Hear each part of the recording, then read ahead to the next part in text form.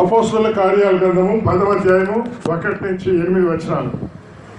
Italy పటాలం అనబడిన పటాలంలో శతాధిపతి అయిన కొర్నేలియను భక్తిపరుడొకడు కైసరయలో ఉండెను. అతడు తన ఇంటి వారందరితో కూడా దేవుని యందు భయభక్తులు గలవాడై ఉండి ప్రజలకు బహుధర్మము చేస్తూ ఎల్లప్పుడూ దేవునికి ప్రార్థన చేయవాడు. బైబిల్లో ఉన్న వాళ్ళందరూ చదవాల. ఒక్క స్త్రీ స్వరం కూడా వినబడలేదు. ఇప్పుడు దయచేసి మీ అందరూ బైబిల్ తెరవండి. 3వ వచనం నేను చదువుతాను, 4వ వచనం మీరు చదవాలా. సహోదరులు కానీ సహోదరులు పిల్లలు కూడా అందరూ కూడా గట్టిగా చదవాలి.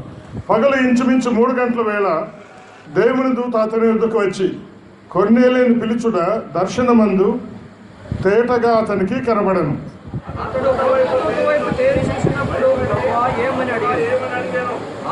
అందుకు దూత నీ ప్రార్థనను నీ ధర్మకార్యములను దేవుని చూడాలని ఇప్పుడు నేను యొప్పేకు మనుషులను పంపి పేతురు అను మారు పేరు గల సీమోనును పిలిపించుము. ఒక చర్మకారుని ఇంకా దిగి ఉన్నాడని అతనితో మాట్లాడిన దూత వెళ్ళిన పిమ్మట అతడు తన ఇంటి పని వారిలో 2 తన యొద్ద ఎల్లప్పుడూ కనిపెట్టుకున్న వారిలో భక్తిపరుడగు ఒక సైనికుని పిలిచి,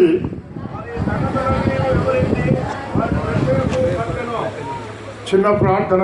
దయగల తండ్రి, ఈ మధ్యాహ్న కాలం మీ బిడ్డలమైన మమ్మల్ని మీరు వాక్యము విను నిమిత్తమై సమకూర్చిన విధానం కొరకు స్తోత్రం చెల్లిస్తున్నాం.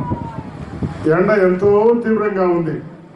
మీ బిడ్డ అయిన ఆశతో ఈ పందిరిలో కూర్చోవడానికి మీరు ఇచ్చిన అనుకూలత కొరకు స్తోత్రం చెల్లిస్తున్నాం. అవసరమైన గాలి దయచేయండి. ఎవరికి తొందర కలగకుండా మీరే కాపాడమని వేడుకుంటున్నాం. మీ దయగల మాటలు వినడానికి ఆశపడుతుండగా మీ మెలని స్వరం వినిపించేసి అందరికీ మేలు క్షేమం కలుగు చేయండి. నిలువబడిన నిష్ప్రయోజకుని దాసుని బట్టి కాకుండా మీ స్వరం ద్వారా మా అందరికీ క్షేమం కలుగులాగా సాయం చేయమని ఘనత మహిమ ప్రభావాలు మీకు ఆరోపిస్తూ క్రీస్తు యేసు వారి అమూల్యమైన నామమున ప్రార్థిస్తున్నాం తండ్రి. మీరందరూ వాక్యాన్ని జాగ్రత్తగా చదివి ఉంటే నేను అడిగిన ప్రశ్నలకు జవాబు చెప్పగలరు. మనం చదువుకున్న 10వ అధ్యాయం 8 వచనాల్లో మనకు వ్యక్తి కనిపిస్తా ఉన్నాడు. ఆయన పేరు ఏంటి? కొర్నేలి. ఆయన ఏ ఊర్లో ఉంటాడు? ఏ ఊర్లో ఉంటాడు?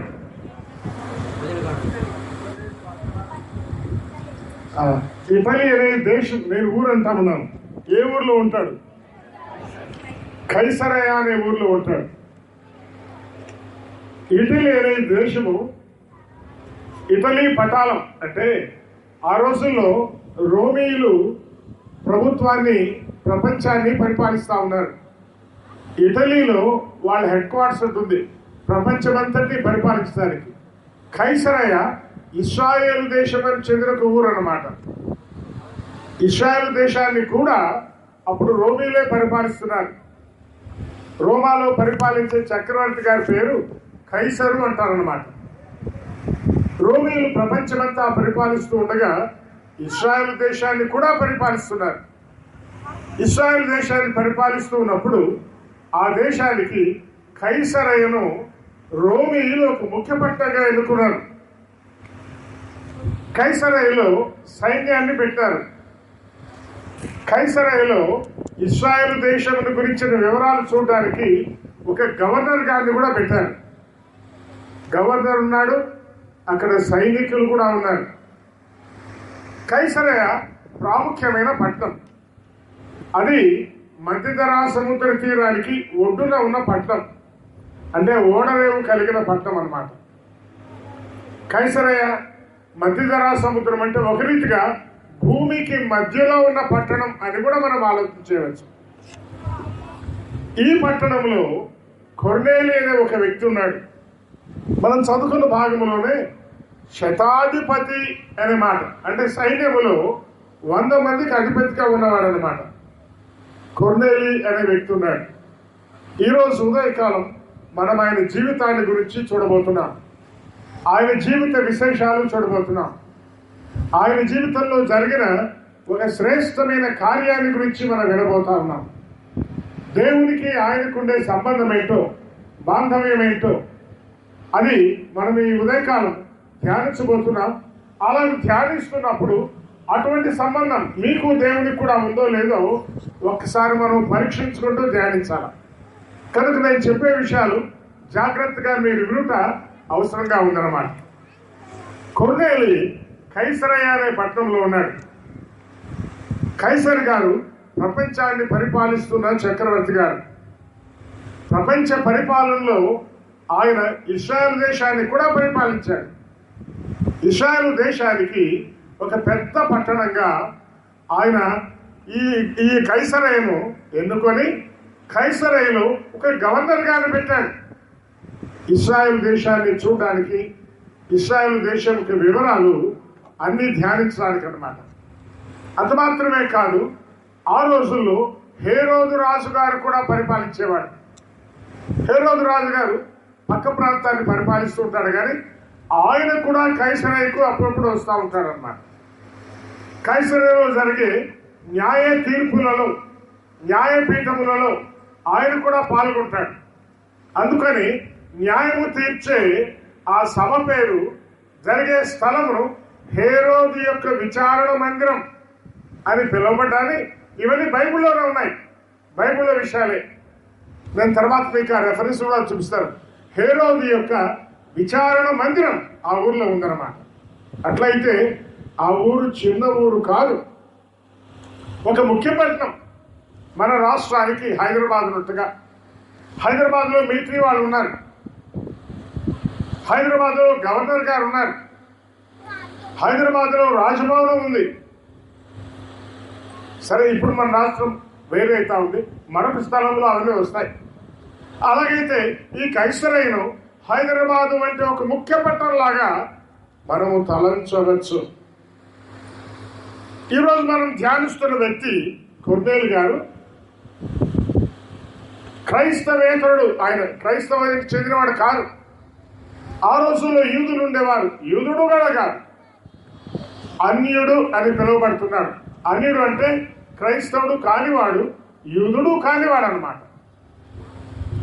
కానీ మొట్టమొదటిసారిగా ఆ ఊరిలో యేసు ప్రభువును నమ్ముకున్నటువంటి ఒక వ్యక్తిగా ఈరోజు మనం ఆయన్ని చూడబోతా ఉన్నాం.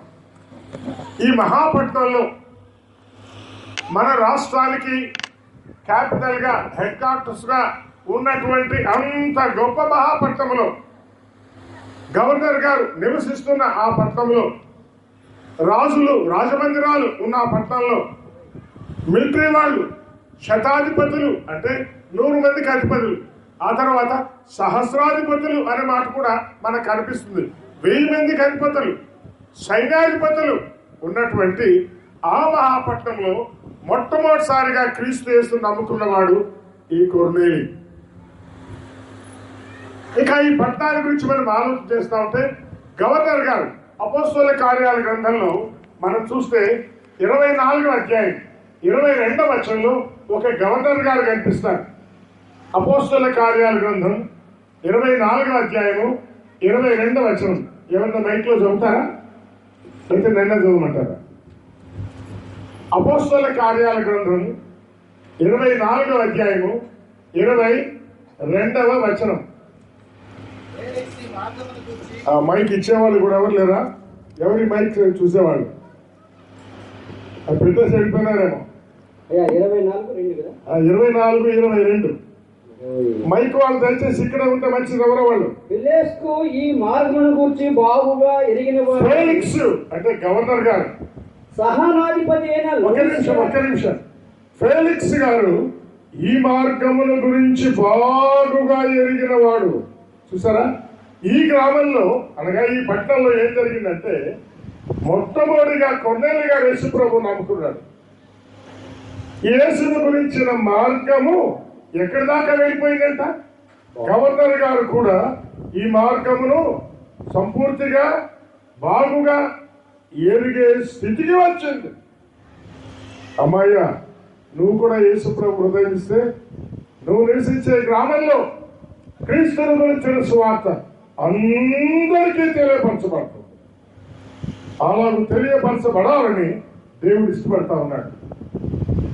నీ ద్వారా నువ్వున్న పట్టణంలో, నువ్వున్న గ్రామంలో గవర్నర్ గారి వరకు సువార్త వెళ్ళాలని దేవుడు ఇష్టపడతా ఉన్నాడు. కానీ ఆ పట్టణం ఎంత భయంకరమైందో తర్వాత మనం చూద్దాం. చదువు ఆ మాటలు. ఇంకా సహాధిపతి అయిన లూసియా వచ్చిన సహస్రాధిపతి అయిన, ఇందాక అన్నాను ఈ ఊర్లో ఎవరున్నారు? సహస్రాధిపతులు కూడా ఉన్నారు. సహాధిపతి లూసియా వచ్చినప్పుడు మీ సంగతిని వివరించి తెలుసుకుందని చెప్పి విమర్శ నిలుపు చేసెను. 24వ వచనం. కొన్ని దినములైన తర్వాత ఫెలిక్స్ యూదురాలైన ఫెలిక్స్ అనగా గవర్నర్ గారు యూదురాలైన దుష్టులను తాను భారతలో కూడా భార్యతో కూడా వచ్చి పౌలును పిలిపించి క్రీస్తు యేసునందలి విశ్వాసమును గూర్చి, ఈ మాట బాగా గుర్తుంచుకోవాలి మనం, క్రీస్తు యేసునందలి విశ్వాసమును గూర్చి అతడు బోధింపగా వినను. ఈ పట్టణంలో ఏం బోధ చేయబడతా ఉంది? క్రీస్తు యేసునందలి విశ్వాసం. అలాగూ చేయబడ్డానికి కారణం ఎవరంటే కొర్నేలు అన్నమాట. కానీ పట్టణం ఎంత భయంకరమైందంటే 24వ వచనంలో ఫెలిక్స్ గవర్నర్ గారు యూదురాలైన దుర్సిల్లా అని తన భార్యతో వచ్చాయంట. ఫెలిక్స్ గారు యూదుడు కాదు, మరి దుర్సిల్లా ఏమో యూదురాలంట. గవర్నర్ గారు దుర్సిల్లాను భార్యగా చేసుకున్నాడు, యూదురాలను భార్యగా చేసుకున్నాడు అని మనకు అర్థమవుతుంది. కానీ సంఘ చరిత్రలో చదివితే ఈ దుర్సిల్లా ఎవరు అంటే, అంతకు ముందుగా దుర్సిల్లా, బెర్నికే, అగ్రిప్ప అనే ముగ్గురు అన్న చెల్లెలుగా ఉండేవాళ్ళు. ఆ తర్వాత అగ్రిప్ప గారు కూడా మనకు కనిపిస్తారు 24, 25, 26 అధ్యాయంలో. అగ్రిప్ప గారు ఒక రాజుగా ఉండేవాడు. ఆయనకి 2 చెల్లెలు, దుర్సిల్లా అనే ఒక చెల్లెలు, బెర్నికే అనే ఒక చెల్లెలు. ఆ 2 చెల్లెలను 2 రాజులకిచ్చి పెళ్లి చేస్తారు. ఫెలిక్స్ రాజు భార్య అయిన దుర్సిల్లాను శోధించి ఆమె తన భర్తను విడిచిపెట్టి ఫెలిక్స్ ను చేరేటట్టుగా చేసుకుంటాడు. ఎంత భయంకరమైన విషయం గవర్నర్ గారి గురించే రాయబడిందో చూడండి. గవర్నర్లు కూడా ఇటువంటి భయంకరమైన స్థితిలో ఉన్నారు. గవర్నర్ గారు ఫెలిక్స్ గారు తన భార్య ఉండగా మరొక రాజు గారి భార్య దుర్సిల్లా ఆమెను తనకు భార్యగా చేసుకున్నాడు. గవర్నర్ గారే ఇటువంటి భయంకరమైన పరిస్థితిలో ఉన్నారంటే ఇంకా ప్రజలు ఎంత భయంకరంగా ఉంటారో ఆలోచించారు. నేను ఇందాక హేరోదు రాజుగారు అన్నాను కదా, హేరోదు రాజుగారి చెల్లెలి దుర్సిల్లా, ఇంకో చెల్లెలి పేరు బెర్నికే. బెర్నికేను కూడా ఇంకో రాజుకి ఇచ్చి పెళ్లి చేస్తారు.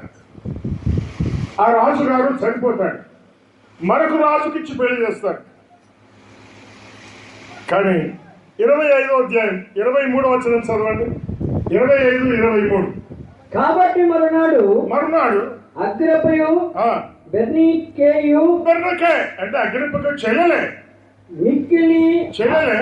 ఈమె భర్త సరిపోతే ఇంకో రాజుకి పెళ్లి చేస్తే ఈయనను కూడా విడిచిపెట్టి స్వంత అన్నతో జీవనం చేస్తా ఉందన్నమాట. ఎంత భయంకరమైన దుస్థితిలో ఆ గ్రామం ఉందో ఆలోచన చేయండి. గవర్నర్ గారు అక్రమ సంబంధాన్ని కలిగి ఒక యూదురాలతో జీవిస్తున్నారు. రాజుగారు సొంత చెల్లెలకు భర్త చనిపోతే ఇంకొకరు పెళ్లి చేశాడు. ఈ చెల్లెలు ఆయన కూడా విడిచిపెట్టి వచ్చి స్వంత అన్నతో సహజీవనం చేస్తా ఉంది. ఎంత భయంకరమైన పట్టణం వచ్చామండి. ఇది వినడానికే విడ్డూరంగా ఉంది. మనకు విడ్డూరంగా ఉందా? ఉంది. అయితే ఇటువంటి జీవితం జీవించే వాళ్ళు ఈ రోజు మన మధ్య కూడా ఉన్నారు, బయటపడడం లేదంతే. దేవుడు వీటన్నిటినీ ఒకరోజు బయటకు తీసుకొస్తాడు. వీటన్నిటినీ బయటికి తీసుకొస్తాడు. అందుకే పౌలు గారు ఈ గ్రామానికి వెళ్ళినప్పుడు 24వ అధ్యాయం 25వ వచనం మనం చదువుకుంటా ఉన్నాం కదా. 24వ అధ్యాయం 25వ వచనంలో పౌలు గారు ఫేలిక్స్ తో మాట్లాడుతూ ఏం చెప్తున్నాడు చూడండి. 24వ అధ్యాయం 25వ వచనం. అప్పుడు అతడు అనగా అప్పుడు పౌలు గారు నీతిని గురించి ఆశా ఒక నిమిషం, దేన్ని గురించి గవర్నర్ గారితో మాట్లాడుతున్నాడు? నీతి. గవర్నర్ గారు, నీ జీవితంలో నీతి ఉందా? నీ జీవితం నీతిగా ఉందా? నీ బ్రతుకు నీతిగా ఉందా? నీ కుటుంబ జీవితం నీతిగా ఉందా? నీతిని గురించి, ఆశానికరణ గురించి, రాబో విమర్శను గురించి ప్రసంగించుండగా ఫేలిక్స్ మిగులా భయపడి, గవర్నర్ గారికి భయమైంది. ఎందుకు భయం? ఎవరితో జీవిస్తున్నాడు? పాపంలో ఉన్నాడు కాబట్టి. మరొక రాజుగారి భార్యను తన వశం చేసుకొని మరొక రాజుగారి భార్యతో జీవనం చేస్తున్నాడు కాబట్టి నీతిని గురించి ఆ పైన మనం చూస్తున్నప్పుడు క్రీస్తు యేసునందలి విశ్వాసాన్ని గురించి పౌలు బోధిస్తున్నాడు. క్రీస్తు యేసునందలి విశ్వాసంలో నీతి కూడా ఇమిడి ఉంటుంది, గుర్తుంచుకోండి. క్రీస్తు యేసు నేను నమ్ముకున్నానని నీతి లేని జీవితం జీవించడం కాదు. క్రీస్తు యేసునందలి విశ్వాసములో ఉండవలసిన మొట్టమొదటి కూడా నీతి. మొట్టమొదటి నీతి, వ్యక్తిగత జీవితంలో నీతి, కుటుంబ జీవితంలో నీతి, సహజీవనంలో నీతి. నీతి నీతి నీ జీవితంలో నీతి ఉందా? ఈ మధ్యాహ్న కాలం ఆలోచించండి. ఈ పట్టణం ఎంత భయంకరమైన పట్టణం. మరి ఈ పట్టణంలో ఉన్నాడు ఎవరు? మనం ఎవరి గురించి ఆలోచన చేస్తామనుకున్నాం? కొర్నేలి గురించి. కొర్నేలి అంటే కొమ్ము అని అర్థం. మన మధ్య కూడా కొమ్మనే ఇంటి పేరు కలిగిన వాళ్ళు చాలా మంది ఉంటారు. ఒకళ్ళు ఈ మీటింగ్ లో ఉన్నారని వాళ్ళేనా? మంచిదే. అట్లయితే మీ ఊరికి ఈరోజు కొమ్ముని గురించి ప్రశ్న. కొమ్ము అంటే అందరినీ పొడిచేది. మీరు పొడిచేవాళ్ళు కాదు, మీరు నచ్చేవాళ్ళే. కానీ ఒకవేళ కొర్నేలి తన ప్రారంభ జీవితంలో అందరినీ పొడిచేవాడేమో, అందుకే కొమ్ము అనే పేరు ఆయనకు పెట్టబడింది అని మనం అనుకున్నాం. ఏం బట్టి ఆలోచన చేద్దాం. కానీ మనం చదువుకున్న భాగంలో ఆయన గురించి రాయబడిన మంచి మాటలు ఏంటో చూడండి. మొదటి వచనం చూడండి. ఇటలీ పటాలంలో శతాధిపతి అయిన కొర్నేలియను భక్తిపరుడు ఒకడు ఉండని. ఎంత మంచి మాట. ఇవన్నీ మీరు లెక్క పెట్టుకోండి. మొట్టమొదటి భక్తిపరుడు, తర్వాత అతడు తన ఇంటి వారందరితో కూడా దేవుని యందు భయభక్తులు గలవాడై. రెండవది, ఇంటి వారు కూడా భయభక్తులు కలిగిన వాడు. నేను ఎందుకు ఈ మాట చెప్తున్నానంటే, చాలా మంది వ్యక్తిగతంగా దేవుడిని భయభక్తులు కలిగిన కానీ ఇంటి వారికి మాత్రం దేవుడు అంటే భయం లేదు, భక్తి లేదు. కొద్దిమంది భర్తలు దేవునిలో భయభక్తులు ఉన్నారు, భార్యలకు దేవుడు అంటే భయమే లేదు, భక్తి అసలు లేదు. కొన్ని కుటుంబాల్లో తల్లి తండ్రి భయభక్తులు కలిగి ఉన్నారు, పిల్లలకు భక్తి లేదు. తల్లిదండ్రి కొడుకులకు వచ్చారు, పిల్లలు ఇక్కడ లేరు, ఎక్కడో ఉన్నారు, వీధుల్లో తిరుగుతూ ఉన్నారు. కొన్ని కుటుంబాల్లో పిల్లలకు భయభక్తులు ఉన్నాయి, తల్లిదండ్రికి భక్తులు లేరు, భయభక్తులు లేరు. కొన్నేళ్ళు ఆలోచన చేయండి. తాను దేవుని యందు భయభక్తులు కలిగిన వాడు, ఇంటి వారందరూ కూడా దేవుని భయభక్తులు కలిగిన వాడు. మరి పరిపాలిస్తున్న రాజులు, గవర్నర్ గారు దేవుని యందు భయభక్తులు లేనివాళ్ళు, భయంకరమైన జీవితాన్ని జీవిస్తున్నటువంటి పరిపాలకులు కలిగిన ఆ పట్టణంలో దేవుని యందు భయభక్తులు కలిగిన వాడు ఒకడు ఉన్నాడు. ఇంటి వారందరితో కూడా దేవుని యందు భయభక్తులు కలిగిన వాడు అన్నాడు. 3వ వచనం. 3 గంటల వేళ దేవునితో అతని ఇంటికి వచ్చి, పైన చూస్తే ఎల్లప్పుడూ ప్రార్థన చేసేవాడంట. ఇప్పుడు 3 గంటలు, సాయంకాలం 3 గంటలు కూడా ఏం చేస్తున్నాడు? దేవునితో అతని యొద్దకు వచ్చి, అంటే ప్రార్థనలో ఉన్నాడు. ఈరోజు మొట్టమొదటి మీటింగ్, రెండవ మీటింగ్ కూడా 3 గంటలు జరుగుతుంది అనుకుంటున్నాను నేను. మరి మీరు ఎంతమంది వస్తారో చూద్దాం. మధ్యాహ్నం మీటింగ్ ఎంతమంది వస్తారో లేదో చూద్దాం. శుభ్రంగా భోజనం చేసి ఇంటికి వెళ్ళి పడుకోవచ్చు. 3 గంటలు అంటే నిద్రాకాలం అనుకునేవాడు కూడా ఉన్నారు. ఇప్పుడు 2వ వచనం చివరిలో చూద్దాం చూడండి. ఎల్లప్పుడూ దేవునికి ప్రార్థన చేయవాడు.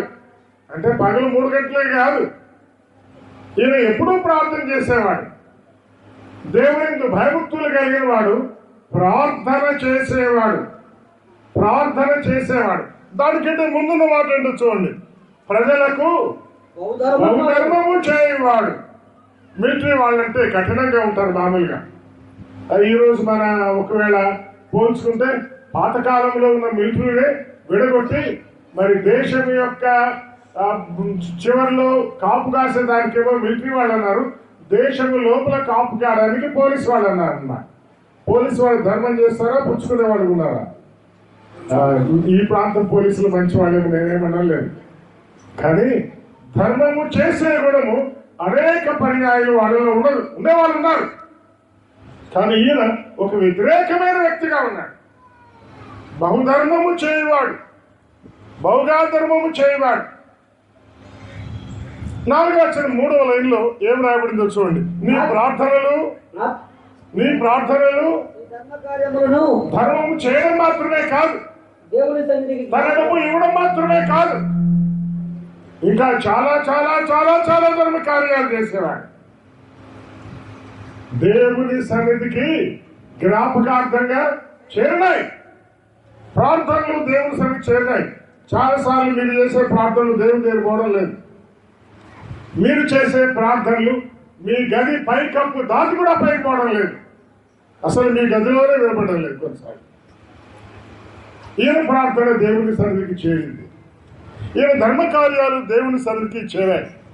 7వ వచనం చదవండి. 7వ వచనం. అతనితో మాట్లాడిన దూత వెళ్ళిన పిమ్మట అతడు తన ఇంటి పని వారిలో ఇద్దరిని తన యొద్ద ఎల్లప్పుడూ కనిపెట్టుకుని ఉండు వారిలో భక్తిపరుడు ఒక సైనికుని పిలిచి, తన దగ్గర ఉండే సైనికులు కూడా భక్తిపరులు, తాను భక్తిపరుడు, తన ఇంటి వారు భయభక్తులు కలిగిన వాళ్ళు, తన దగ్గర ఉన్న సైనికులు కూడా భక్తి కలిగిన వాళ్ళు.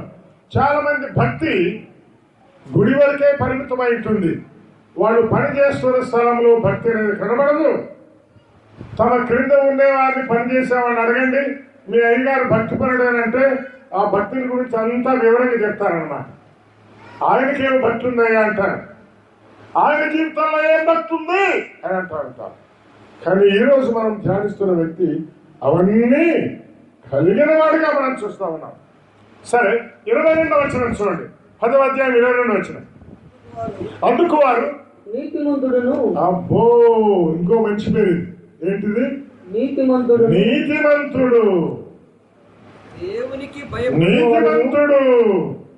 దేవునికి భయపడని గవర్నర్ గారు కలిగిన ఆ పట్టణంలో, దేవునికి భయపడని హేరోదు రాజు గారున్న ఆ పట్టణంలో దేవునికి భయపడేవాడు కూడున్నాడు. నీతిమంతుడు, నీతి లేని ప్రజల మధ్య నీతిగా జీవించేవాడు కూడున్నాడు. ఇలాంటి వారు లోకానికి ఎంత అవసరంగా ఉన్నారో ఆలోచన చేయండి. మంచిది. ఇప్పుడు కొంచెం మనం ముందుకు వచ్చి 11వ అధ్యాయం 14వ వచనం చదువుదాం. 11వ అధ్యాయం 14వ వచనం. 11-14. నీవును మళ్ళా మైకులు పనిచేయడం లేదు బాబు, ఏం ఆఫ్ చేస్తారా? నీవును నీ ఇంటి వారందరూ ఏ మాటల వలన రక్షణ పొందుదురో. గమనించండి, ఇదే ఈ ఉదయకాలం మన వర్తమానం. ఏం పొందాలి? రక్షణ. అమ్మా, అందరూ జవాబు చెప్పాలి. అడిగడానికి స్త్రీలు కూడా చెప్పాలి. నీవు నీ ఇంటి వారు ఏం పొందాలా? ఇంకా గట్టి చెప్పాలి. మీ పక్కింటి వాళ్ళతో మీరు కొట్లాడుతుంటే గట్టి కొట్లాడతారో అంత గట్టి చెప్పాలి సార్. నీవు నీ ఇంటి వారు ఏం పొందాలా? ఇంకా గట్టి చెప్పాలి. నీవు నీ ఇంటి వారు మరి మీరు పొందారు లేదా? ఎంతమంది పొందారు, ఎంతమంది పొందలేదు? పొందామని కొద్ది మంది అంటా ఉన్నారు. సరే, నువ్వు పొందావు, మంచిది. మీ ఇంటి వారు క్షణం పొందారా? ఈ ప్రశ్నకి ఎంతమంది జవాబు చెప్తారు? ఈ గ్రామంలో మిమ్మల్ని ప్రేమించి, మీ ఇంటి వారిని ప్రేమించి, మీ అందరినీ ప్రేమిస్తున్న ప్రభువు ఇక్కడున్న భక్తులను ప్రేరేపించి ఈ ప్రత్యేక కూడికలు ఏర్పాటు చేయించాడు. ఎందుకో తెలుసా? నీవును నీ ఇంటి వారును రక్షణ పొందాలి. ఏ మాటల వల్ల రక్షణ పొందుతారో ఆ మాటలు మీకు తెలియపరచడానికే మీటింగులు. నీవు నీ ఇంటి వారు రక్షణ పొందాలి. గవర్నర్ గారు, నీకు ఈ సంగతులు బాగా తెలుసు. ఇందాక మనం 24వ అధ్యాయం 22వ వచనం చదువుకున్నాం. ఫేలిక్స్ ఈ మార్గమును గురించి బాగుగా ఎరిగినవాడు. చాలా మంది ఉన్నారమ్మా, ఈ మార్గాన్ని గురించి బాగా తెలుసు, కానీ అయితే నమ్ముకోలేదు. 24వ అధ్యాయం 24వ వచనంలో పౌలు ఈ మాటలు బోధిస్తుంటే ఆయనకు భయము కలిగింది. హృదయంలో భయం కూడా అయింది. దేవుని మాటలు విని భయపడే వాళ్ళు ఉన్నారు, కానీ నమ్ముకోరు. భయపడ్డాడంటే కానీ ఏం చేశాడు? చదవండి. 23, 24 వచనాలు. 24వ అధ్యాయం 23, 24 వచనాలు. మరియు అతని విడిగా కావలిలో ఉంచి అతని పరిచారం చేయుటకు అతని స్వజనులో ఎవరిని ఆటంకపరచకూడదని శతాధిపతికి ఆజ్ఞాపించాడు. తరువాత ఫేలిక్స్ యూదురాలైన దుష్టులను తన భార్యతో కూడా వచ్చి పౌలును పిలిపించి క్రీస్తు యేసునందలి విశ్వాసమును గురించి అతడు బోధింపగా వినెను. అప్పుడు అతడు నీతిని గురించి ఆశానిగ్రహమును గురించి రాబో విమర్శను గురించి ప్రసంగించుచుండగా ఫేలిక్స్ మిగులు భయపడి ఏమైంది? మిగులు భయపడి వాక్యము వింటే భయపడుతున్నారు కొంతమంది, కానీ రక్షించబడడం లేదు. మిగులు భయపడి ఇంటికి వెళ్ళము, నాకు సమయమైన నిన్ను పిలిపించునని చెప్పాను. అవును, ఇప్పుడు వెళ్ళిపో, చాలు, మళ్ళా చూద్దాంలే. నువ్వు అట్లా అనుకుంటున్నావా? దేవుడు వాక్యం వింటూ ఉండగా దేవుడు నీ హృదయంలో భయమును పుట్టిస్తున్నాడు. ఇప్పుడు ఇది చాలే, మళ్ళీ చూద్దాంలే అని ఇంటికి వెళ్ళిపోతున్నావా? ఫేలిక్స్ గారు అట్లే పౌలు పంపించేశాడా అని వెళ్ళిపోయాడు. ఆ తర్వాత ఉంది, మాటి బయటికి పౌలు పిలిపించాడంట, కానీ రక్షించబడ్డానికి కాదు. తర్వాత పౌలు వల్ల తన ద్రవ్యము దొరుకుని ఆశించి ఏం కావాలంటే ఇప్పుడు ద్రవ్యము దొరుకుని ఆశించి డబ్బులు కావాలా, రక్షణ కాదు. చాలా మందికి డబ్బే కావాలి, ఆస్తిపాస్తులు కావాలి. సంఘం ద్వారా కూడా అలాంటి మేలే కలగాలి. రక్షణ విషయమైన ఆశ లేదు ఫేలిక్స్ గారు. ద్రవ్యమును ఆశించి మాటి మాటికి అతన్ని పిలిపించాడు, కానీ రక్షించబడలేదు. నీ పరిస్థితి ఏంటి? అమ్మాయ్యా, దేవుని వాక్యం వింటున్నావు, ఈ మార్గాన్ని గురించి నీకు బాగా తెలుసు. వాక్యము వింటుండగా నీ హృదయంలో భయం కూడా కలిగింది. వాక్యానికి విధేయించుంటావా, అట్లా వెళ్ళిపోతావా?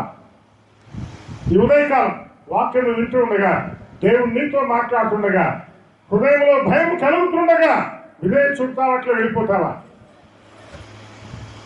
నీవును నీ ఇంటి వారును ఏ మాటల వలన రక్షణ పొందుదురో ఆ మాటలు దేవుడు బిడ్డ చెప్తాడు.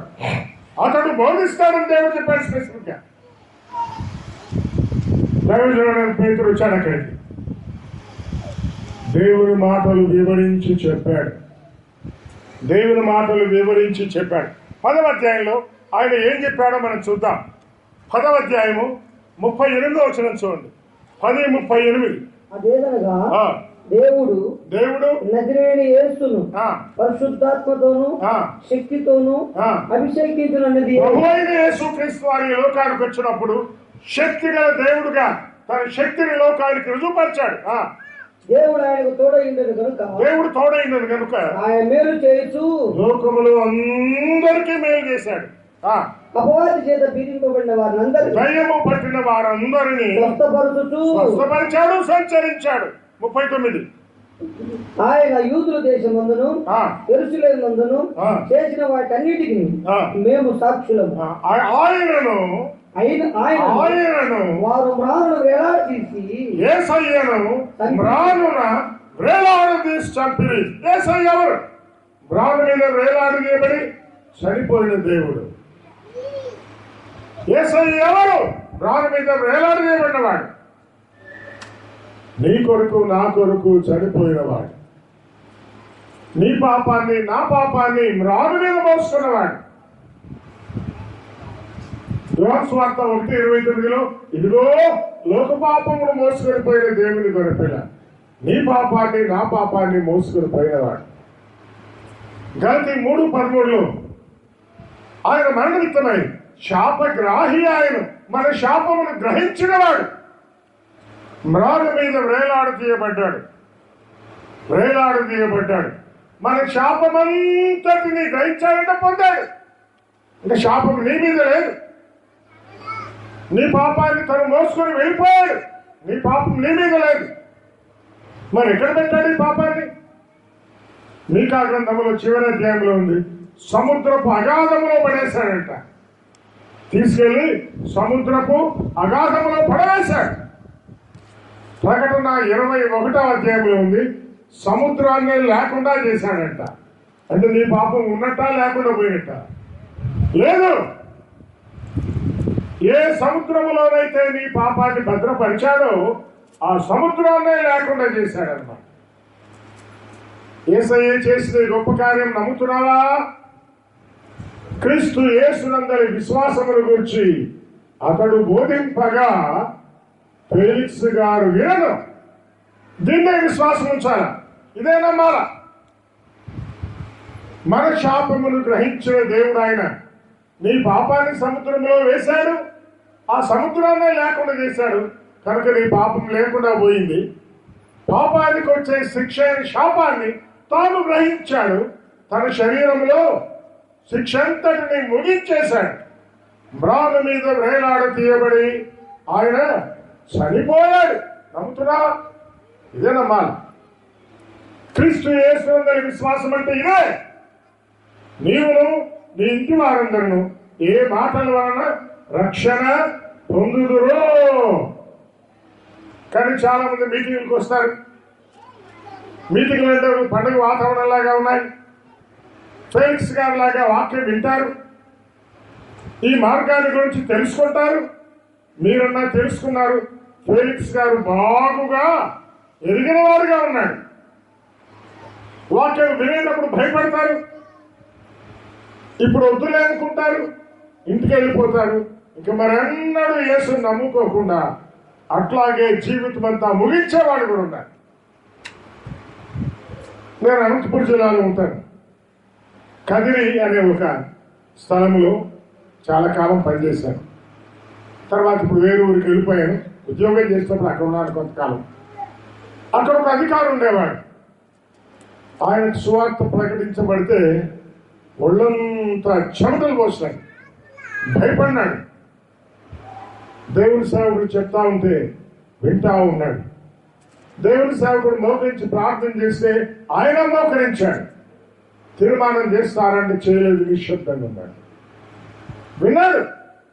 హృదయం అంతా కదిలింది, ఒళ్ళంతా చెమటలు పెట్టాలి. కానీ నోరు విప్పి క్రీస్తును రక్షకుడుగా స్వీకరిస్తానని చెప్పడానికి ఆయన ముందుకు రాలేదు. మాకు ఆశ్చర్యమైంది. ఎప్పుడు నమ్ముకుంటాడబ్బా ఆయన అనుకున్నా. కానీ దేవుడు విడిచిపెట్టలేదు. చాలా చాలా చాలా చాలా కాలం అయిన తర్వాత ఒకరోజు కనబడ్డాడు. అన్నా మీకు ఒక మాట చెప్పాలన్నాడు. నేను ఫలానా రోజు, ఈ మధ్యనే ఫలానా రోజు ఇదిగో ఆ మీటింగ్ లో ఉండగా దేవుడు నన్ను దర్శించాడు. దేవుణ్ణి నమ్ముకున్నాను. మీరందరూ నా కొరకు ప్రార్థించినారు. అంటే అందరూ ప్రార్థన చేస్తున్నారు కూడా ఆయన తెలుసు. దేవుడు ఆయనకి చెమటలు పట్టించింది ఆయనకు తెలుసు. దేవుడు ఆయనకు స్వార్థంగా వినిపించింది తెలుసు. కానీ ఆ రోజు హృదయం కూడా ఆయనకి ఇష్టపడలేదు. నువ్వు కూడా అట్లే ఉన్నావా? సరే, నేను చెప్పిన వ్యక్తి తర్వాత కొంతకాలం హృదయం ఇచ్చాడు. అలాంటి అవకాశం నీకు దొరకకపోవచ్చు. దొరుకుతుంది అని గ్యారంటీ ఏముంది? దొరుకుతుంది అని గ్యారంటీ ఏముంది? ఈ మాటలు పేతురు గారు చెబుతూ ఉండగా 44వ వచనం చూడండి. 10వ అధ్యాయం 44వ వచనం. ఈ మాటలు ఇంకా పేతురు ఈ మాటలు ఇంకా చెబుతూ ఉండగా అతని బోధ విన్న వారందరికీ పరిశుద్ధాత్మ దిగెను. అనగా ప్రభువైన క్రీస్తు యేసును వారు నమ్ముకున్నారు అని అది గుర్తుగా ఉందన్నమాట. ప్రభువైన క్రీస్తు యేసును రక్షకుడుగా నమ్ముకున్నారు. అమ్మా, నేను నమ్మాను, నువ్వు చెప్పగలవా? అయ్యా, నేను నమ్మాను, నువ్వు చెప్పగలవా? కొర్నేలు గారిని అడిగితే చెప్తాడా? అది క్రీస్తు శకం 35వ సంవత్సరం అని కాబోలంటాడు. మే నెల అని కూడా చెప్తాడేమో. ఒకవేళ తారీఖు కూడా 19వ తారీఖు కావచ్చు. దేవుని సేవకుడు పేతురు మా ఇంటికి వచ్చాడు.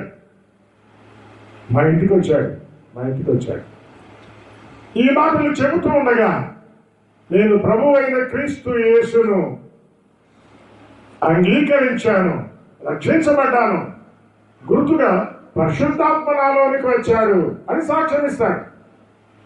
అవును, క్రీస్తు నమ్ముకుంటేనే పరిశుద్ధాత్మలోకి వస్తాడు. ఎఫెసీయులకు రాయబడిన పత్రిక 1వ అధ్యాయం 13వ వచనం చదవండి. ఎఫెసీయులకు రాయబడిన పత్రిక 1:13. మీరు సత్యవాక్యమును అనగా, ఇప్పుడు కొర్నేలు అనుకున్నాం, కొర్నేలి మిగిలిన వాళ్ళందరూ సత్యవాక్యమును అనగా మీ రక్షణ సువార్తను విని. ఈ సువార్తకు ఏం పేరు? రక్షణ సువార్త. ఇది ఒట్టి సువార్త కాదు. అందుకే కొన్ని చోట్ల రక్షణ సువార్త సభలు అని పేరు పెడుతున్నారు. ఈ సభలు కూడా చాలా పేర్లు పెడతా ఉన్నారు. రక్షణ సువార్త సభలు, రక్షణ సువార్తను విని క్రీస్తునందు విశ్వాసం ఉంచి. అమ్మాయ్యా, ఈ రోజు విశ్వాసం ఉంచినట్లయితే విశ్వాసం ఉంచి వాగ్దానం చేయబడిన పరిశుద్ధాత్మ చేత ముద్రింపబడింది. పరిశుద్ధాత్మ నీలో ప్రవేశిస్తాడు, ముద్రించబడతాడు. అంతే, ఇంకేం లేదు. చాలా సులభమైంది, ఏమీ కష్టం కాదు. నువ్వేమీ చేయక్కర్లేదు, అంతా ఆయనే చేశాడు. మీరు సత్యవాక్యమును అనగా మీ రక్షణ సువార్తను విని ఏం చేయాలి? క్రీస్తునందు విశ్వాసం ఉంచి నమ్మితే చాలంతే. ఎవరన్నారు నమ్మితే సొమ్మంట, నమ్మకపోతే దుమ్మ. అబ్బో, అది భయంకరం. అది నమ్మితే సొమ్ము నీదవుతుంది, రక్షణ అనే సొమ్ము నీదవుతుంది. గుర్తుంచుకోండి, నమ్మితే సొమ్ము నీదవుతుంది. నమ్మినట్లయితే రక్షణ నీదవుతుంది, నమ్మకపోతే నీది కాదు. ఈరోజు రేపు ఎల్లుండి మీటింగ్లు ఉంటాయి, మీరు నమ్మండి. మీ ఇంటి వారిని కూడా తీసుకురండి. 10వ అధ్యాయంలో ఒక మాట మనం చదువుకోవాలి. 10వ అధ్యాయము 24వ వచనం చదవండి. 10:24. మరునాడు వారు కైసరులో ప్రవేశించి పేతురు వాక్యం చెప్పడానికి కైసరేకి వచ్చాడు. అప్పుడు కొర్నేలి గారు ఏం చేశారమ్మా? మీరు బాగా వినాలా? తన బంధువులను. ఎవరిని పిలుచుకొచ్చాడు మీటింగ్ అమ్మా? తన బంధువులను. ఈ మీటింగ్ లో మీరు ఎవరిని పిలుచుకొచ్చినారు? తన బంధువులను, ముఖ్య స్నేహితులను పిలిపించి వారి కొరకు కనిపెట్టుకుని వెళ్ళాను. ఈ రోజు రేపు ఎల్లుండి మీటింగ్ జరుగుతూ ఉంటాయి. మీరు మాత్రం రావడం కాదు, ఎవరిని పిలుచుకొని రావాలా? బంధువులను, ఇంకా స్నేహితులను. ఇంటికి పోయి ఆలోచన చేయండి, మీ ముఖ్య స్నేహితులు ఎవరు? ఈ రోజు రేపు ఎల్లుండి మీటింగ్లు ఉన్నాయి, మా ఊర్లో ఉన్నాయి, రండి అని పిలవండి. అందరికి భోజనాలు ఇక్కడే పెడతారనుకుంటా. మీరు భోజనాల విషయం కూడా తొందరపాల్సిన పని లేదు. కనీసం మీ స్నేహితులకైనా పెడతారు ఇక్కడ కావాలంటే. పిలిపించండి. మీ బంధువులు పిలిపించుకోండి. పండగ కదా అందరినీ పిలిపించుకుంటారే, అట్లా పిలిపించుకోండి. కొన్నేళ్ళు బంధువుల విషయమై ఎంత శ్రద్ధ కలిగిన వాడో చూడండి. మీ బంధువుల ఆత్మరక్షణ విషయమై మీకు శ్రద్ధ ఉందా? అసలు మీ ఆత్మరక్షణ విషయం శ్రద్ధ ఉందా? మీ ఇంటి వారి ఆత్మరక్షణ విషయమై మీకు శ్రద్ధ ఉందా? మీ స్నేహితుల ఆత్మరక్షణ విషయమై మీకు శ్రద్ధ ఉందా? ఉండాలా? అందుకే మీటింగ్లు విస్తారమైన ఖర్చుతో కూడినవి, విస్తారమైన శ్రమతో కూడింది, విస్తారమైన ఏర్పాటుతో కూడాలి. దేనికోసం? నీ ఆత్మీయ మేలు కోసమే, మీ ఇంటి వారి ఆత్మీయ మేలు కోసమే, మీ బంధువుల ఆత్మీయ మేలు కోసమే, మీ స్నేహితుల ఆత్మీయ మేలు కొరకే అని గుర్తుంచుకోండి. గుర్తుంచుకోండి. లోకము చెడిపోయిందా? సంపూర్తిగా చెడిపోయింది. గవర్నర్లు చెడిపోయినారు, రాజులు చెడిపోయినారు, అధికారులు చెడిపోయినారు. గవర్నర్ గారే న్యాయాధిపతి అని 24వ అధ్యాయంలో ఉంది. తమరు బహుకాలము నుండి న్యాయాధిపతిగా ఉన్నారని నేను ఎరుగుదును అని పౌలు అన్నాడు. ఆయన న్యాయాధిపతే కానీ అయితే తన వ్యక్తిగత జీవితంలోనే న్యాయం కలిగిన జీవితం లేదు. అలాంటి వారు ఈరోజు ఉన్నారు. మన ఊర్లో కూడా ఉన్నారు, మన బంధువుల్లో కూడా ఉన్నారు, మన ఇంటి వారిలోనే ఉన్నారు, మీ ఇంట్లోనే ఉన్నారు. వాళ్ళందరూ రక్షించబడాలి, వాళ్ళందరూ సువార్త వినాలి, వాళ్ళందరూ మేలు పొందాలి, వాళ్ళందరూ ఆత్మీయంగా ముందుకు రావాలి. అందుకే ఈ ప్రత్యేక కోరికలు గుర్తుంచుకోండి, అందుకే ఈ ఏర్పాట్లు గుర్తుంచుకోండి. వాళ్ళందరూ క్రీస్తు యేసునందలి విశ్వాసం గురించి వినాలా. వినేట్టుగా మీరు చేయండి, దేవుడు తన కార్యాన్ని నమ్మకంగా చేస్తాడు. కొర్నేలి తన బంధువులను, ముఖ్య స్నేహితులను పిలిపించినప్పుడు మనం 44వ వచనం చదివితే వాళ్ళందరిలో పరిశుద్ధాత్మ దిగాడట. అనగా వారందరూ క్రీస్తు యేసును రక్షకుడుగా నమ్ముకున్నారు. నేను ఇక్కడికి ఆపిస్తే బాగుంటుంది కానీ అయితే ఇంకా 1-2 విషయాలు చెప్పి ముగించాల. 48వ వచనం చూడండి. 48 యేసుక్రీస్తు నామమందు వారు బాప్తిసం పొందవాలని ఆజ్ఞాపించారు. కొద్దిమంది నమ్ముకున్నారు మన ఇళ్లలో. నువ్వు కూడా నమ్మినావు కానీ ఇంకా ఏం పొందలేదు, బాప్సం పొందలేదు. కొడుకు కూతురు నమ్ముకున్నారు, బాప్సం పొందామంటే నువ్వే వద్దంటున్నావు.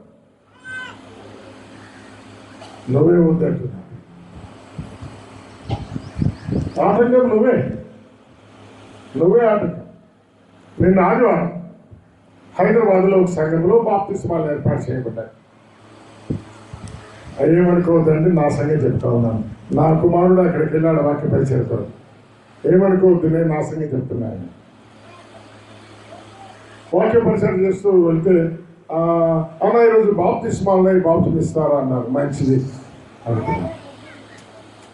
తీరా బాప్సంకి వస్తే ఒక తండ్రి గారు కుమార్తె పొందుతానంటే ఇప్పుడు వద్దులేమ్మా అన్నాడట. ఏమో ఈయనకే వాటకం అవ్వదు, ఈయనకే అభ్యంతరం వదిలి. అమ్మాయి ప్రభు నమ్ముకుంది, సంఘంలో చక్కగా పరిచయం చేస్తుంది, సండే స్కూల్ కూడా పిల్లలకు వాక్యం చెప్తా ఉంటుంది. చాలా మంచిది, చాలా ప్రోత్సాహకరంగా ఉంది. బాప్సం అవుతాడు ఆయన తండ్రి అవుతున్నాడు. ఇలాంటి వాడు కూడా ఉన్నారు. కానీ 48వ వచనం ఏం చెప్తావు చూడండి. యేసుక్రీస్తు నామమున బాప్సం పొందాలని ఆజ్ఞాపించారు. ఇది ఆజ్ఞ, ఇది దేవుని ఆజ్ఞ. మీరెవరు ఆటంకపరచండి. ఆటంకపరిస్తే దేవుడికి మీరు లెక్క చెప్పాలా. దేవుని ఆజ్ఞ. నీ కుమారుడు, నీ కుమార్తె రక్షించబడి నేను బాప్సం పొందుతాను డాడీ ఆటంకపరచవచ్చు. ఇప్పుడు కాదులేమ్మా అనొద్దు, చదువు అయిపోయిలేమ్మా అనొద్దు, ఉద్యోగంలో ప్రవేశించిన తర్వాత మానవ చెప్పొద్దు. దేవుని ఆజ్ఞ. మంచిది. ఇంకొక ఆజ్ఞ నేను చూపించి ముగిస్తాను. 42వ వచనం చదవండి. 42. దేవుడు సజీవులకును మృతులకు న్యాయాధిపతిగా నియమించిన వాడు యేసే అని ప్రజలకు ప్రకటించి సాక్ష్యం ఇవ్వాలని మాకు ఆజ్ఞాపించి. దేవుడు మరొక ఆజ్ఞ ఏంటి? దృఢ సాక్ష్యం ఇవ్వాలి. యేసు నమ్మేవా? నమ్మాలని మొదటి ఆజ్ఞ. కావాలంటే 17వ అధ్యాయం 31వ వచనంలో మీరు చూడండి. అపోస్తలుల కార్యాలు 3 ముఖ్యమైన ఆజ్ఞలు ఉన్నాయి. ఆజ్ఞాన కాలమున దేవుడు చూచి చూడనట్టుండను. ఇప్పుడైతే అంతటా అందరూ మారుమనసు పొందాలని మనుషులకు ఆజ్ఞాపించుచున్నాడు. మొదటి ఆజ్ఞ. 10వ అధ్యాయం 48వ వచనంలో బాప్తిసం పొందాలని ఆజ్ఞాపించాడు. 2వ ఆజ్ఞ. 10వ అధ్యాయం 43వ వచనంలో దృఢ సాక్ష్యం ఇవ్వాలని ఆజ్ఞాపించాడు. 3 ఆజ్ఞలు. ఈ 3 ఆజ్ఞల్లో నువ్వెక్కడ ఆగిపోయి ఉన్నావో ఈ ఉదయకాలం ఒకసారి ఆలోచన చేసుకో.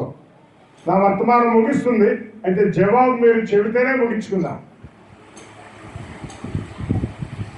అంతటా అందరూ మారు మనసు పొందాలి అని ఆజ్ఞాపిస్తా ఉంటే, చినమనిగూడెంలో ఉన్న మీరు మారు మనసు పొందకుండా ఉంటే దేవుడు ఇష్టపడతాడా? దేవుడు ఒప్పుకుంటాడా? ఆలోచించేయండి. నీవు నీ ఇంటి వారు మారు మనసు పొందాలి, నీ బంధువులు మారు మనసు పొందాలి, నీ ముఖ్య స్నేహితులు మారు మనసు పొందాలి. దాని కొరకు ఏం ఏర్పాట్లు చేస్తున్నావు నువ్వు? వాళ్ళలో ఎంతమందిని మీటింగ్స్ ఆహ్వానించావు ఒకసారి ఆలోచన చేయి. ఇంకా చేయకుండా ఉంటే ఇప్పుడైనా వాళ్ళతో ఫోన్ చేసి మాట్లాడి పిలిపించుకోండి.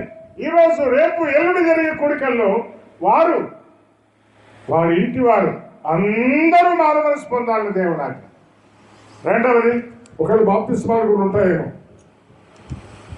ఉన్నట్లయితే బాప్తిస్మం పొందాలి అనే దేవుడు ఆజ్ఞ. మీరు మీ ఇంట్లో మీరు కానీ, మీ పిల్లలు కానీ, మీ తల్లిదండ్రులు కానీ, మీ బంధువులు కానీ, మీ ప్రియులు ఎవరైనా సరే పొందకుండా ఉంటే పొందాలి అని వారికి దేవుడు ఆజ్ఞ జ్ఞాపకం చేయండి. మూడవది, దేవుని కొరకై కొంతమంది నోరే తెరవరు. నోరు తెరుస్తారు ఎప్పుడంటే గలాటాలకు, కొట్లాట్లప్పుడు. క్రీస్తు కొరకై సాక్ష్యం ఏమంటే నోరు తెరవరు. క్రీస్తు ఎవరు? రక్షించేవాడు. క్రీస్తు ఎవరు? రాను మీద వేలాడేవాడు. క్రీస్తు ఎవరు? నీ పాపం కొరకే చనిపోయినవాడు. క్రీస్తు ఎవరు? నీ శాపాన్ని గ్రహించినవాడు. క్రీస్తు ఎవరు? నిన్ను విమోచించేవాడు, రక్షించేవాడు అని నోరు తెరిచి సాక్ష్యం ఇవ్వలేవా? కొంతమంది సాక్ష్యం చెప్పంటే సల్లు మీద చెప్తారనమాట. ఎటు చెప్పాలంట? దృఢ సాక్ష్యం ఇవ్వాలా, గంట కొట్టినట్టుండాలా, దృఢంగా ఉండాలా. కొర్నేలి క్రీస్తు యేసును నమ్ముకున్నాడు. కొర్నేలి బాప్తిస్మం పొందాడు అని మనం నమ్మవచ్చు. కొర్నేలి దృఢ సాక్ష్యం ఇచ్చాడు అని మనం నమ్మవచ్చు. ఆ ఊరిలో సంఘం ఏర్పడింది. చివరిగా ఒక మాట నేను చూపించి ముగిస్తాను. 21వ అధ్యాయం 8వ వచనం చూడండి. 21వ అధ్యాయము 8వ వచనం. మరునాడు మేము బయలుదేరి కైసరేకు వచ్చి కైసరేకు వచ్చి అంటే పేతురు, పౌలు కైసరేకు వచ్చి ఏడుగురు అంటే అపోస్తల కార్యములు 6వ అధ్యాయంలో నియమించబడిన 7 పరిచారకులలో ఒకడు, సువార్తికుడునైన ఫిలిప్పు ఇంట ప్రవేశించి, సువార్తికుడైన ఫిలిప్పు ఎవరికి వచ్చాడు? కైసరేకు వచ్చాడు. సువార్తికుడు వచ్చాడంటే కైసరేకి ఏమొచ్చిందనమాట? సువార్త వచ్చింది. మంచిది. ఒక ప్రశ్న, సువార్తికుడైన ఫిలిప్పును కైసరేకు ఎవరు పిలిపించింటారు? మీరు చెప్పండి, ఎవరు పిలిపించింటారు? కొన్నేళ్ళు పిలిపించాడా? ఆయన కొరకు ఒక ఇల్లు ఏర్పరిచాడు, కొన్నేళ్ళు ఏర్పాటు చేసి ఉంటాడు. ఆ ఇంట్లో ఏం జరుగుతుందో తర్వాత చదవండి. ఫిలిప్పు ఇంట ప్రవేశించి కన్యకలుగా ఉన్న 4 కుమార్తెలు ఆయనకున్నారు. అబ్బో, ఫిలిప్పు గారు గాని ఆయన 4 కుమార్తెలు కూడా ఏం చేస్తున్నారు? వాక్యములు ప్రకటించుచున్నారు. కొంచెం మార్పు చేసి చెప్తారు. కైసరేలో వాక్యము ప్రకటించబడే ఒక ఇల్లు ఏర్పడింది. అపోస్తల కార్యాలు ముఖ్యంగా అతని ఇంట ఉన్న సంఘం అనే మాటలు మనం చూస్తాం. కైసరేలో సంఘం ఏర్పడింది. కైసరేలో సువార్తికుడు ఉన్నాడు. కైసరేలో వాక్యము ప్రకటించబడతా ఉంది.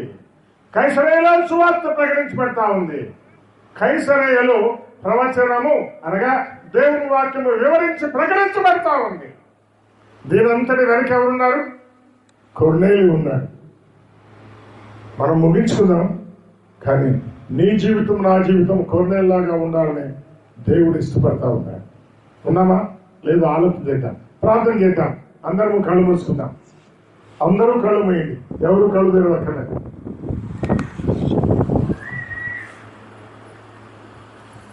ప్రార్థనలో ఉండగా నీ జీవితం కొన్నేళ్ళలాగా ఉందో లేదో ఆలోచించే.